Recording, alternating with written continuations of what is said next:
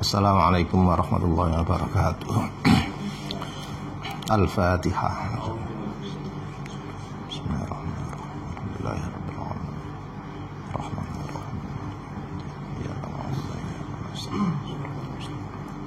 Shiratal ladzina an'amta 'alaihim ghairil maghdubi 'alaihim waladdallin.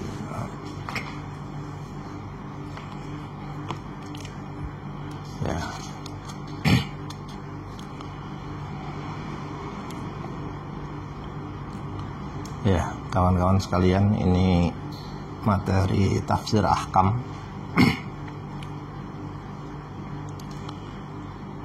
yang menggunakan rujukan kitab Rawaimul Bayan,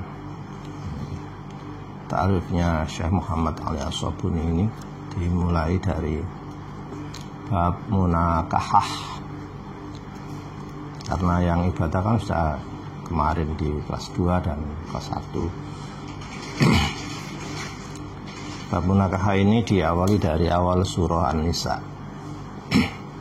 Ya, disesuaikan dengan sampean lah, karena sampean kali remaja wis mulai ada benih-benih pernikahan itu. Dalam awal surah An-Nisa ini diambil materi sebagai pertama penciptaan manusia, kemudian sebarannya ada lagi perempuan, kemudian ada pernikahan. Saya tidak langsung masuk materi munakahah, tapi mundur sedikit tentang membicarakan tafsir ahkam itu apa. Ada perbedaan mendasar antara tafsir dengan ilmu tafsir yang kalian dulu sudah pernah belajar itu. Kalau tafsir itu bayan, explain, menjelaskan Al-Quran, artinya menjelaskan maksudnya, maknanya, dan lain-lain. Sedangkan ilmu tafsir itu membicarakan identitas Al-Quran. Identitas Al-Quran itu apa, dari definisinya apa, turunnya bagaimana, pada siapa, sifat-sifatnya bagaimana, itu ranah ilmu tafsir.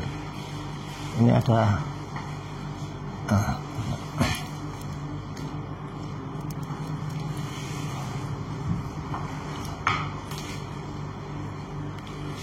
jadi gambarannya kayak begini.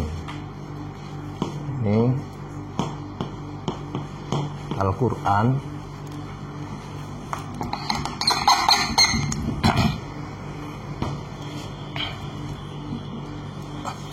Pertama menulis Al-Quran itu nih, Ra, Hamzah, Alif, Nun.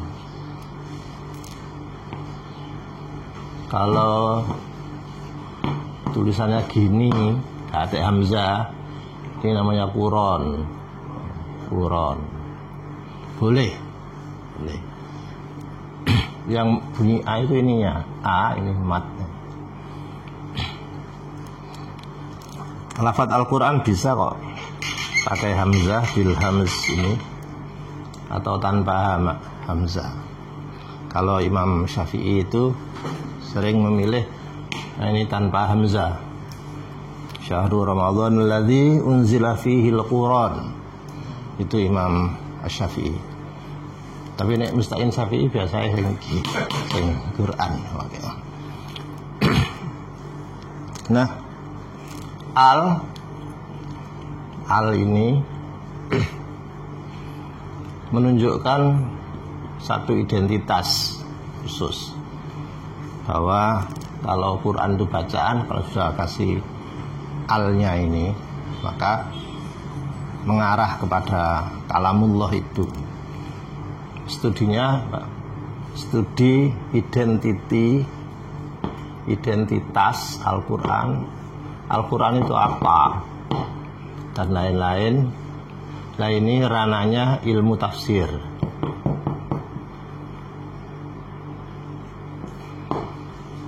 Tapi kalau dari segi isi, nah ini isinya Al-Quran itu apa aja, atau muhtawayat, ini baru tafsir. Beda.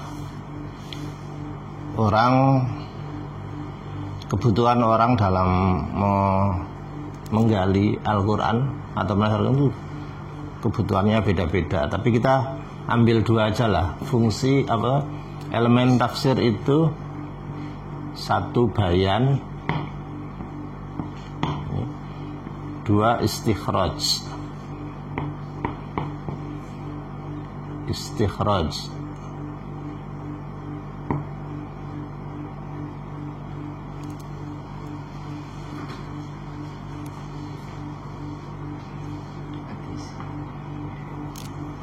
Mati.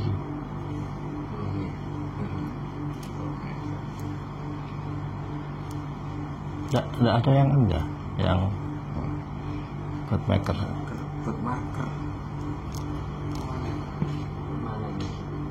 Enggak.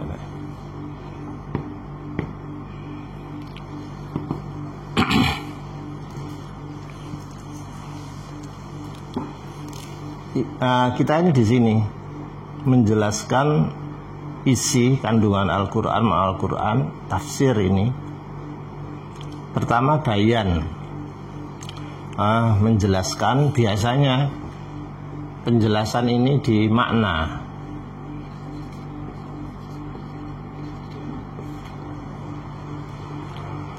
Makna ini bisa makna mufradat. Mufradat itu artinya vocab, ya, satuan kata. Ini bayan makna, ini ada mufradat, ada makna al-jumali, al-makna al-jumali, makna global.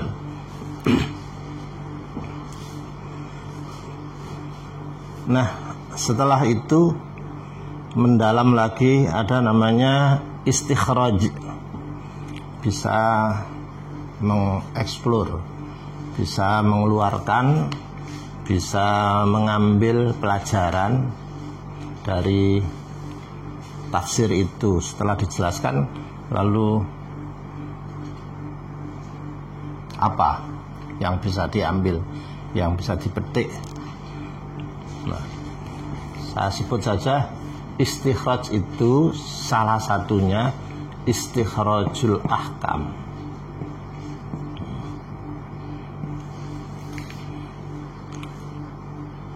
Diambil sisi hukumnya atau fikihnya. Tafsir yang spesial membicarakan ayat-ayat hukum inilah. Nah, salah satu kitabnya itu ini yang kita pelajari ini, yaitu Tafsir Ayatil Ahkam. Orang-orang akademik sering memberi nama tafsir ahkam ini dengan tafsir fikhi, tafsir yang orientasinya ke fikih gitu. Nah, rasanya akan ada gambaran di sini. Orang melakukan istikhraj, mengambil pelajaran, mengambil apa aja dari ayat itu, tidak ada yang bisa tuntas, nggak ada. Makanya tafsir itu dibatasi dengan kemampuan manusia, ala hasabi at-taqa al-basyariyah. Sehingga ini saya sebut saja lah biar. Jadi semua tafsir itu pasti subjektif.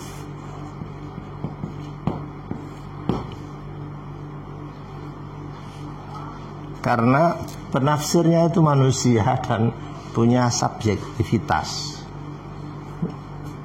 Kalau mau objektif, ini benar, bener pol wis kan liyane. Nah itu Gusti Allah dhewe iku. Al-haqqu mir rabbik itu. Jadi Asy-Syafi'i mamanya ya subjektifnya menurut mazhab Syafi'i. Abu Hanifah subjektifnya menurut mazhab Abu Hanifah gitu. Tetapinya lagi istikhrajul ahkam ini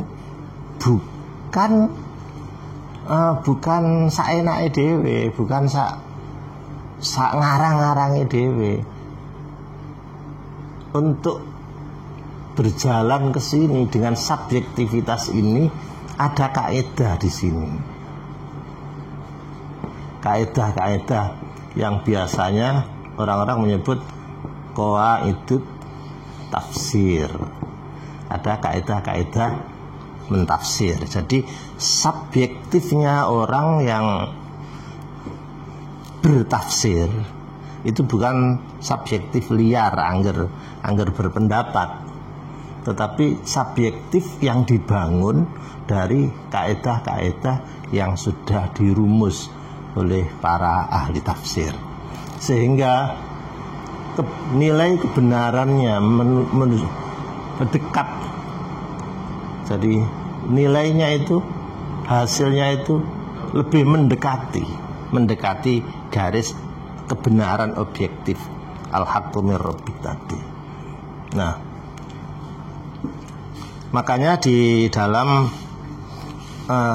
tafsir ahkam ini, kalau boleh gitu, dibusek gitu ya.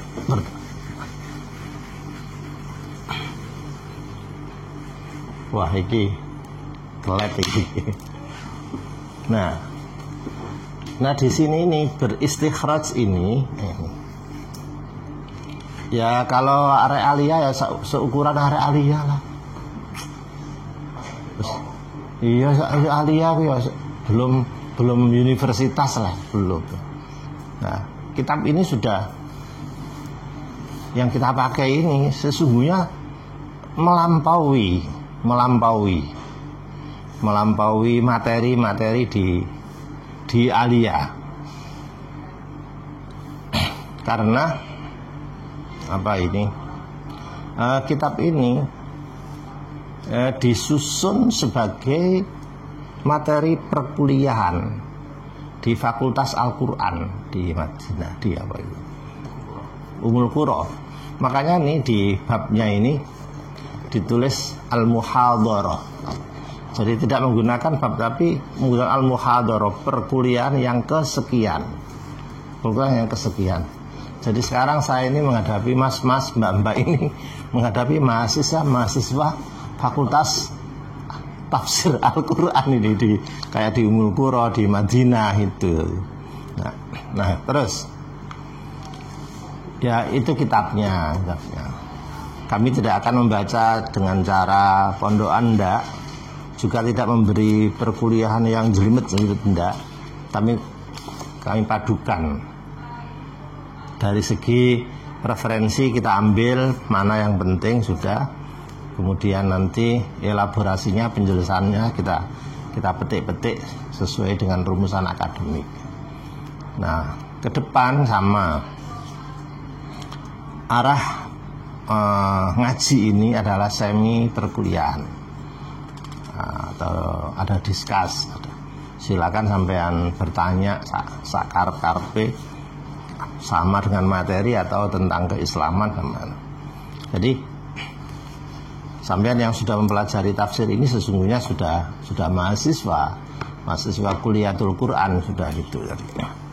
Baik. Ada baiknya kita buatkan contoh untuk apa ini namanya praktek bayan dan istikhraj itu seperti apa. Ini ya, mari.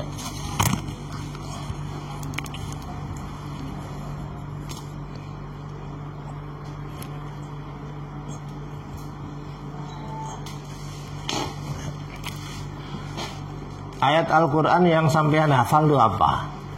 Umpama ayat puasa, puasa ya, ayat puasa ya. Iki entek. Ya ayyuhalladzina amanu kutiba alaikumusiyam. Nah ini kama kutiba alal ladzina min qablikum la'allakum tattaqun.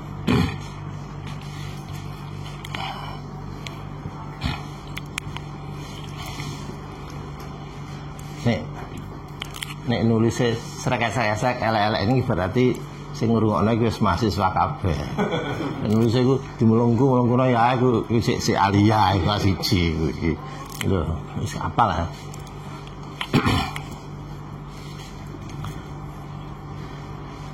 Bayanul ma'an itu menjelaskan perkata. Contoh kutiba. Kita ambil tafsir Jalalain ay furido. Diwajibkan.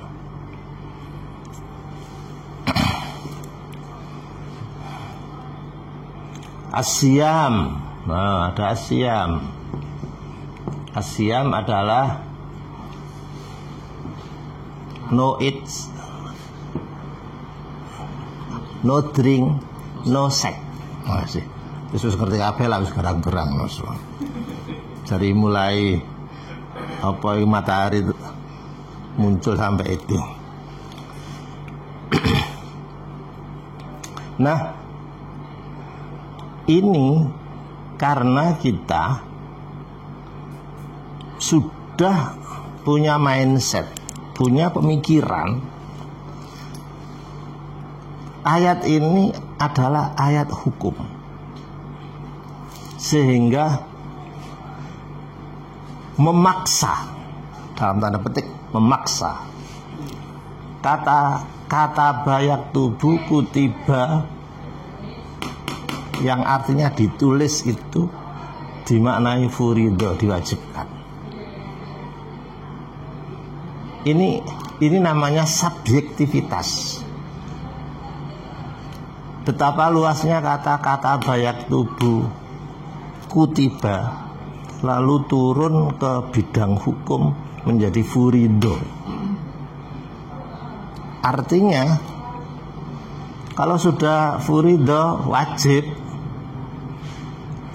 ya ndelok fikih nih, ma yusabu ala fa'ilihi wa yu'aqab ala tariki, sing poso ya oleh ganjaran, sing gak ya disiksa itu. Sudah. Pertanyaannya, apakah kutiba di sini hanya bermakna furido? Jawabannya tidak. Jawabannya tidak. Karena kita ini sedang ada di forum hukum fikih, maka kutiba bermakna furido yang sangat formal tertulis di dalam Lauh Mahfuz Kitabullah. Jadi sehingga sampean kalau memberi makna kutiba itu kewajibannya itu kewajiban legal formal tertulis, bukan undang-undang adat. Undang-undang tertulis itu lebih kuat, ada perundang-undang, ono bukune, ono ayate, timbangane undang-undang adat yang diorasikan. Makanya mas-mas, mbak-mbak, hati-hati ya menggunakan kata Quran dan Alkitab itu beda, Mas. Ya padha ae Quran karo Alkitab. Iya padha. Iya padha ae. Padha ae apa jenenge kalamullah padha ae. Tapi penggunaannya itu beda. Kalau Quran qiraah, reading, bacaan itu kepada sektor orasi. sektor sautiyah. Tetapi kalau kitab itu maka kalamullah itu kalamullah yang formal tertulis, apalagi di bidang hukum, maka semua sumber hukum yang dijadikan pedoman dasar dalil itu yang betul merujuk kepada kitabullah, bukan merujuk kepada Quran. Dalilnya di zakat, dalilnya adalah kitabullah, Alkitab. Yo dalilnya Al-Quran ya boleh, tapi cuma gak pas gitu loh, gak pas. Nah makanya kitab itu gandengannya as-sunnah. Ini bojone iki. Lah ini gandengannya al-hadis. Quran, hadis, kitab, sunnah. Jadi untuk rujukan definitif formal berhukum kuat, dalilnya mana? Kitabullah. Nah, wes. Ayat-ayat ini ayat Al-Quran. Nah, kira-kira seperti itu lah. Nanti ini disiplin aja, disiplin. Tak terus nanti saya balik ke ilmu tafsir nanti. Ini papanya nggak kena dibusuk soalnya. Nah ini seterusnya, lalu kesimpulannya istikhraj yang diambil, nanti kan makna ya, istikhraj yang diambil jadinya siam itu hukumnya fardu atau wajib. Nah hasil fikih siam itu hukumnya fardu atau wajib, itu namanya produk istikhraj.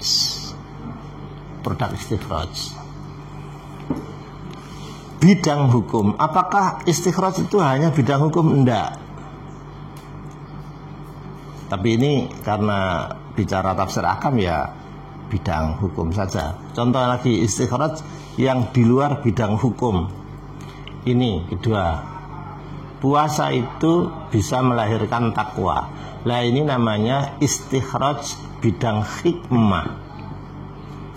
Hikmahnya puasa apa? Takwa. Jadi namanya sudah usaha loro ya. Ada istikhrajul hukum, jadi puasa wajib, dan ada istikhrajul hikmah, ahkam dan hikam, yaitu takwa. Tetapi tidak semuanya istikhrajul hikmah itu tertulis dalam ayat. Tidak semuanya, kadang hanya disiratkan saja. Nah baik. Nah saya kira bahasa yang terkait dengan ilmu tafsir. Iki pada karo baleni perkuliahan ilmu tafsir kait kelas 1 mana, tapi digabung dengan tafsir ahkam.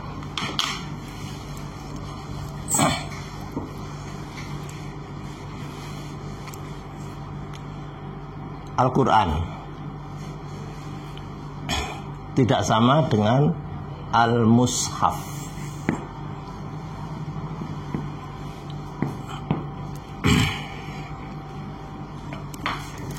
Kalau Al-Quran itu kalamullah, kalau mushaf itu kertas dan kawan-kawannya kertas itu harddisk, papan tulis, HP kira-kira itu, dan kawan-kawan ini. Kalau Al-Quran itu kalamullah, ya benar, rumusan di ilmu tafsir itu tanpa huruf, bila harfin wala saut. Iya ya, gimana sih? Lo kenapa? Kok begitu? Ya mesti aja sih tanpa huruf. Nah ini huruf ini budaya, kreasi manusia. Ngene off, dijupuk siji fa, umpamane dunia Arab nek setuju nek ngene iki qaf, nek sing loro iku fa, dadi diubah ono reformasi itu boleh jadi. Nah, di sini kita harus hati-hati. Al-Qur'an itu kalamullah itu tidak bisa dipegang, tidak bisa bukan huruf, bukan suara, enggak, tapi inspiring, wahyu, bisik, resapan spiritual dan kecerdasan jadi satu itu. Pangerten saja. Contoh, orang mimpi itu setelah bangun tidur ngerti nggak jalan cerita waktu mimpi? Jawabannya ngerti. Aku mau bengi kepethuk iki ngene terus gini. Wah, enak wis mangan es dawet bareng, ngombe es dawet sudah. Bercerita dia. Pertanyaannya, waktu mimpi tadi itu apakah dia pakai pendengaran? Diomongi apakah pakai enggak? Jadi ada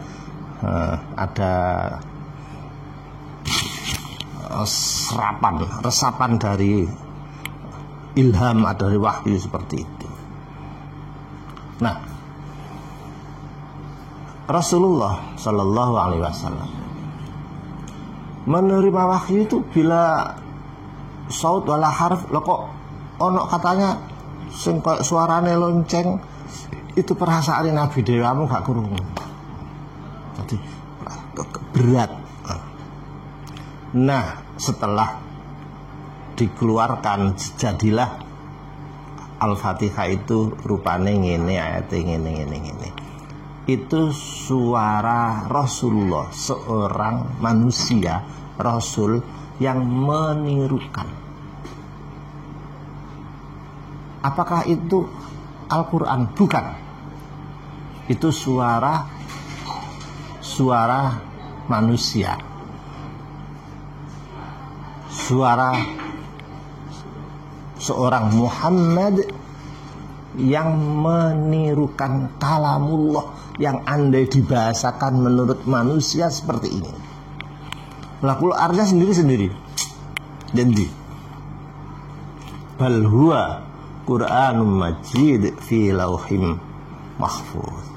Lalu diekspresikan di situ karena ini bersifat sautiyah yang pakai nalar rekaman ini, kemudian ditulis, diikat dalam satu budaya tulis, jadilah mushaf Al-Quran seperti ini. Nah, seperti ini. Jadi ini bukan kalamullah, tapi kertas buku yang mengandung kalamullah. Loh, masa kalamullah rupanya hijau ini ya enggak mungkin lah. Ini benda kertas loh yang mengandung kalamullah.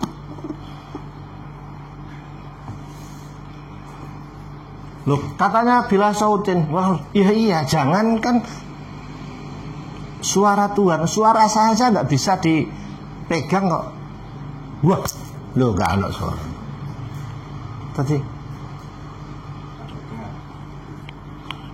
nah, sudah sekarang terus no.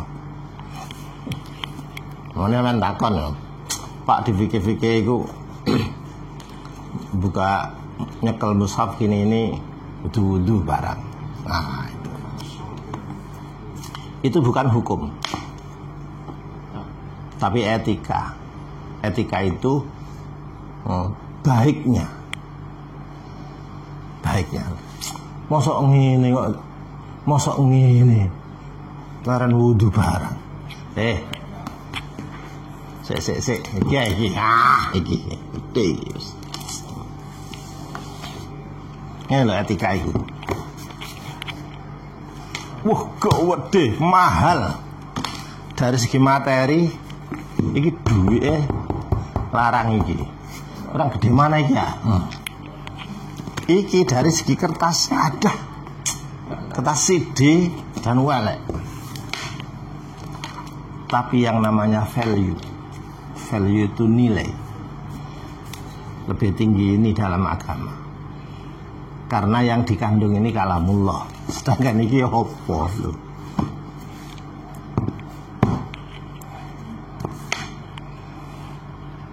Gak percaya? Bedane mulyae Al-Quran dengan kertas yang tidak mengandung kalamullah. Iki kopiah. Kopiah ini lho kertas. Asalnya lembaran gede. Terus aku gawe kopiah, dipotongi saya dijahit tadi kopiah. Dari kain yang sama dipotongi dijahit dari kaos kaki. Setelah kaos kaki, setelah kopiah, kain yang sama. Saya tanya, penghormatannya beda nggak? Ya pasti beda. Sing kaos kaki ndek sikil di gak apa-apa, sing duwe terus gak tersinggung. Kopiah saja. Maaf ya. Aku duduk kiai. Awakmu gak ngarawani nglungguhi kopiahku iki. Nek rugi kopiahku. Gak ngarawani. Tapi nek kira-kira ndek kono pas ngidek-ngidek kaos kaki ngono biasa. Jadi iku kupluk Pak Taindra. Mesti gak mungkin iki didolek sikil. Gak mungkin kaos kaki delek ini. Senting itu jadi itu peletakannya beda. Makanya penghormatan kita orang beragama terhadap kertas yang mengandung kalamullah gak sama dengan kertas ini, meskipun lebih baik yang tidak mengandung kalamullah. Itu namanya etika, namanya adab. Dan adab itu di atas hukum, kemuliaannya di atas hukum. Nah, menurut orang Jawa, wong Jawa ini, kehormatannya mushaf Al-Quran itu namanya keramat gandul. Keramat gandul itu dianya gak keramat, asalnya gak keramat belas, tapi gandul di nebeng di orang lain. Contohnya ya, PTE Kiai karo PTE Pak Rafiq itu beda. beda. Nek PTE Kiai itu itu ayamnya Kiai aja. Iya ayam Pak Rafiq. Mana-mana aku ya sahabat tadi. Beda, penghormatannya itu beda. Jadi keramat itu ada. Keramat itu. Kalau sampean di acara besar ikut dengan Pak Pengasuh nggak notas itu, sampean bisa dipersilakan duduk di depan. Nah, mulyon dia mau karo tase. Aslinya tase iku mau. Supire pengasuh karo supire kepala aliyah itu seje pisan. Nah, itu namanya nilai value yang ada di etika. Nah, baik.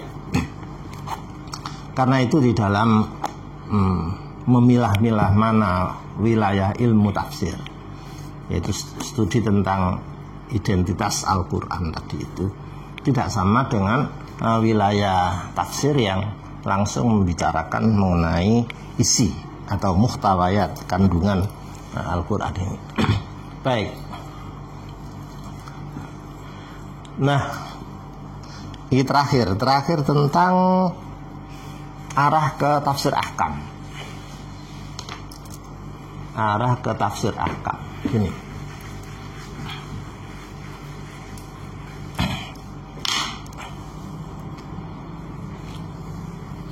Ini Al-Quran kabeh.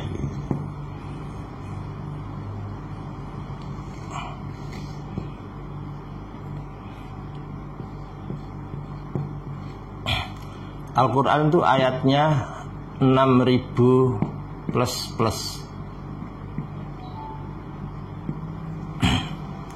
Semua ayat Al-Quran ini 6.000 plus. jumlahnya. Tidak ada kesepakatan di antara ulama yang memastikan karena perbedaan cara menghitung. Sudah itu di ilmu tafsir dulu. Tentang viral dan hoax itu kalau disebut 666, nah ini justru nggak genai. Ini di kalangan ilmu tafsir, di kitab-kitab yang muktabar rujukan gede itu tidak ada hoax ini. Kayak aku sumber itu teko mubalek. Iya, pengajian itu. Cek gampang. Aku kan 666 kok nomor telepon aja. Jadi ini tidak ada. Di ilmu tafsir kita itu tertinggi plus 200. Selebihnya khilaf lagi. Jadi 6.200. Untuk ditugel-tugel mencap 400 lagi itu terlalu banyak. Nggak bisa tugelan itu. 200 ini pun versi mushaf riwayat Hafiz Asim ini yang kita anukan ini itu sekitar 235. Jadi kalau sampai ingin real menghitung jumlah Al-Quran di mushaf itu bisa kok. Fatihah itu berapa? Ya sekitar ini. Nggak dur sampai segitu. Nah terus di dalam ini ya Al-Quran itu sudah bacaan murni dan jangan disari-sarikan sampai teko bismillah sampai teko titik ini ngawur itu. Ngawur. Ya kowe tahu maca Al-Quran itu kabeh disarikan ke Al-Fatihah. Fatihah disarikan lagi ke basmalah. Bismillahirrahmanirrahim. Basmalah mah nenggone ba. Bak mana nenggone titik. Iki sampel iki. Iki pendapat sampel wis ta wis. Bah sapa sing titik iku apa? Masuk ngene tok. Al-Quran 30 juz dihafal sampai bedeteng. Nah, saya dari ini dari jumlah 66 ini 6 dibanding ini 200 ini adalah kil sangat rumit mendetail pecahannya. Doifnya itu agak lebih karena pecahannya susah. Saya ambil contoh ya. Khilaf Al-Quran tentang itu siji basmalah. Al-Quran apa ndak? 1 berarti 112 dikurangi yang baro'ah terus dikurangi 1 lagi. Istah 113 wis. Terus huruf muqatta'ah alif lam mim. Alif lam mim itu cuma 28 sak kancane. Terus apa lagi? 1 lagi. Waqfun Nabi. Nah, Waqfun Nabi. Waqfun Nabi itu yang paling muktamad dianggap ayat itu kalau punya qafiyah. Qafiyah itu menugel ayat yang kira-kira akhirannya podo. Kabeh. Kalau sekedar tugel-tugel di ayat dianggap ayat itu syadz betul, merusak sajaknya Al-Quran. Maka kil yang sampai sebegini ini habis bisa. Hujahnya itu lemah sekali. Kalau sekarang itu dari Ibnu Abbas, iya tapi Ibnu Abbas saya pinter, tapi sini sorry lah saya nggak genah gitu loh sampai di sini. Nah jadi di sini saya sampaikan, engko awakmu nek tak kei kaul iki terus buka mushaf iki apa iki yang ada mek 200 sakmene. Wah, lagi terus piye nugel-nugele iki. Nah, Tak gelekno tugelan sing bener wis muktamad tapi digegeri. ayo guys, ini bakasan ya apik iki. Bismillahirrahmanirrahim siji. Alhamdulillahirabbil alamin loro. Arrahmanirrahim telu. Terus apa? Maliki yaumiddin. Iyyaka na'budu wa iyyaka nasta'in. Ihdinas siratal mustaqim. Siratal ladzina an'amta 'alaihim ghairil maghdubi 'alaihim waladdallin. Itu. Fatihah harus 7. Harus 7. Sama wis gak oleh gak. Sing gak gelem bismillah. Yang bismillah iki. Alhamdulillahirabbil alamin. Arrahmanirrahim. Maliki yaumiddin. Iyyaka na'budu wa iyyaka nasta'in. Ihdinas siratal mustaqim. Siratal ladzina an'amta 'alaihim ghairil maghdubi 'alaihim waladdallin. Gitu. Gitu tuh. Walaupun mazhab Maliki, kita mazhab Maliki habis-habis dikritik dari segi lu kok. Iki lo gak pokro.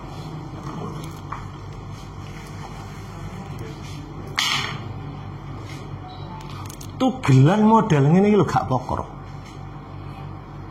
Kalau orang fikih silahkan.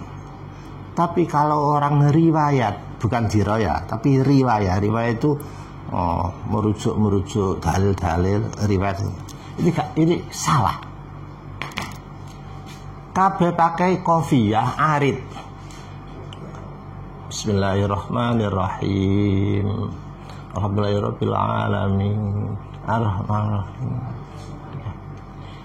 Nasta'in. Ihdinas siratal mustaqim. Siratal ladzina an'amta 'alaihim.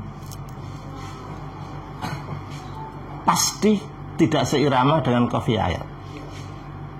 Zahirnya bukan ayat. Nah, gimana? Zahirnya ini perspektif riwayat loh ya, riwayat. Baru waladdallin. Wong kabeh arep isuk kok ayat kok. Aku yang ngerti, Maliki yang ngerti, aku ngerti. Tapi kritikannya banyak, aku ya maca gitu loh. Makanya terus pengembangan 6.200 sekian menjadikan ini terus piye nugele ahli siapapun tidak bisa membuktikan bahwa menjadi 666 itu tidak bisa membuktikan di potong-potongannya tidak bisa apa iya kan andai kan dipotong-potong itu pasti kofiyah ayatnya rusak pasti rusak. Nah tak ambil yang paling muktamad tadi ini contohnya ini kurang opo sekelas Imam Malik. Tapi begitu nugel iki santapi kabeh karo wong ahli sastra. Oh, bokar itu. Oh, mana Syafi'i sing kritik kan awan nemen. Jadi itu contoh. Jadi kilnya iki aku. Nah, nek iki nambah nemen iki.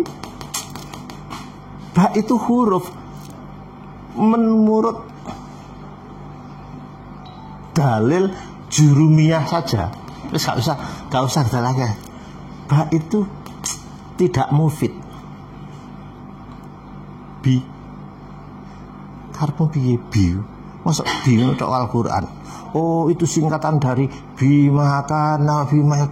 Iya tapi tetep kana daya kunu tok. Lah liyane endi ngono. Jadi biasanya ngene iki wong sing klenik-klenik. Bima kana aku kan ngarang. Nek karena aku kan berarti hilqah saja lah. Lah anunya mana? Agama mana? Oh, mana titik? Titik itu bukan. Titik itu justru lahirnya titik itu bukan zaman Nabi. Zaman dari Imam Abul Aswad Ad-Du'ali itu. Wah, sekarang sekali. No, arek-arek tefsir ojo nerangno ngene lah. Gila nih ya, gila nih. Kalau tidak ya kalau tapi ojo gila nih. Mereduksi keluhuran Al-Quran ini. Nah sudah ya. Yang ahkam ini oleh perhitungan Ibnu Arabi paling banter 450. itu sudah mutakarir sudah. Kalau dipadatkan cuma 150, jadi antara 150 sampai ini sudah ayat kisah-kisah itu masuk semua. Nah, mas-mas ini nanti membicarakan ayat ahkam ini ya menurut selera kita, selera yang kita punya. Contoh, Fatihah itu ayat ahkam atau bukan? Ya sakarep sih. Digawe kisah ya kena, teologi ya kena, sufi ya kena, hukum ya kena. Ya terserah itu. Jadi makanya kita mengambil yang jelas-jelas saja. Saya kira kok itulah pengantarnya sampai kita masuk ke ayat ahkam dengan ada sekian apa lagi khilaf-khilaf. Tapi saya tetap mengambil yang nominatif lah, bukan yang rinci-rinci. Barakallahu fikum. Mohon maaf. Assalamualaikum warahmatullahi wabarakatuh.